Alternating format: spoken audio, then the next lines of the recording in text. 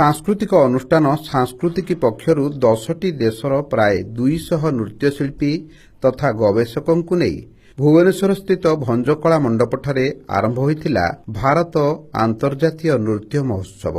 4 दिन धरी ଏହି उत्सव अनुष्ठित होइथिबा बेले तृतीय संध्यारे नृत्यशिल्पी माने सेमानकर नृत्य परिवेषण करी दर्शक मानक मन को मोहि नेइथिले।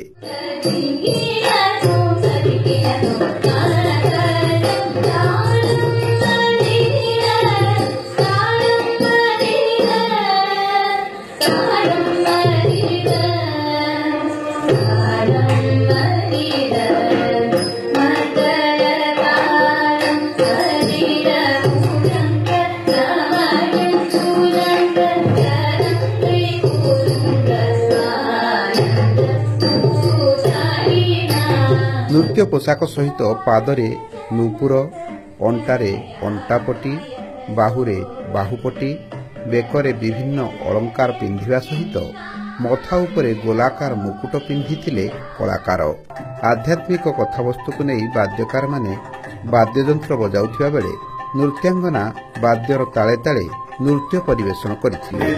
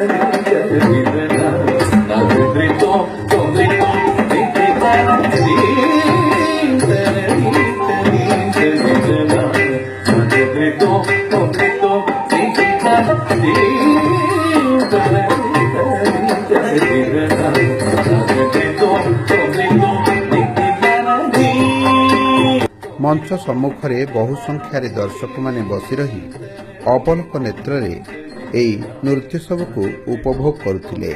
एई कार्यक्रम में भारत सहित ऑस्ट्रेलिया, अमेरिका, सिंगापुर, चीन, जापान, थाईलैंड, इंग्लैंड, मध्य प्राच्य इत्यादि देशर प्राय 200 प्रतिनिधि जोग देइथिले। एई अवसर में तृतीय संध्यारे मंचरे नृत्य परिवेषण करिथिबा कलाकार माने हेले ऐश्वर्या हरीश, भारतनाट्यम नृत्यांगना ममता करिछ एवं मयूरी करिछ, भारतनाट्यम नृत्यांगना संजना प्रसाद, ओडिसी नृत्यांगना सोनाली महांती, कुचिपुड़ी नृत्यांगना हिमाबिंदु कंजो, सुरभि भाली एवं शास्त्रीय कलाकार विश्वासी महंत एई मंचरे सेमानकर कला प्रदर्शन करथिले। एई उत्सव रे मुख्य अतिथि भावरे गुरु बी नागराज, डॉक्टर धनदाकांत मिश्र, श्रीमती संगीता गोसाई एवं श्रीमती विभाराणी आदि जोग देइथिले। एई उत्सव रे भाग नेइथिबा कलाकार मानकु संबर्धित करा जाइतिला। भारत अंतर्जातीय नृत्य महोत्सवर उपदेष्टा श्री केदार मिश्र एवं निर्देशक श्यामहरि चक्र एई उत्सवर परिचालना करथिले।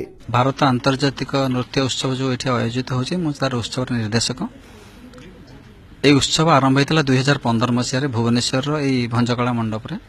ଆମର ଉଦ୍ଦେଶ୍ୟ ଥିଲା ଭୁବନେଶ୍ୱର ସହରକୁ ଆଉ ଆମ ରାଜ୍ୟକୁ ଯେତେ ପ୍ରକାର ନୃତ୍ୟଶିଳ୍ପୀ ଅଛନ୍ତି, ଆଦିବାସୀ ନୃତ୍ୟ ହେଉ, ଲୋକନୃତ୍ୟ ହେଉ, ଶାସ୍ତ୍ରୀୟ ନୃତ୍ୟ ହେଉ ବା ବିଦେଶର ନୃତ୍ୟ ହେଉ, ସବୁ ନୃତ୍ୟଶିଳ୍ପୀମାନଙ୍କୁ ଆଣିକି ଏଠି ଏକାଠି କରିବା ପାଇଁ, ତା ଫଳରେ ଆମର ଲୋକମାନେ ସେମାନଙ୍କୁ ଦେଖିବାର ସୁଯୋଗ ପାଇବେ ଏବଂ ସେମାନେ ଆମ ରାଜ୍ୟ ବୁଲିବେ, ଆମ ସଂସ୍କୃତି ଜାଣିବେ।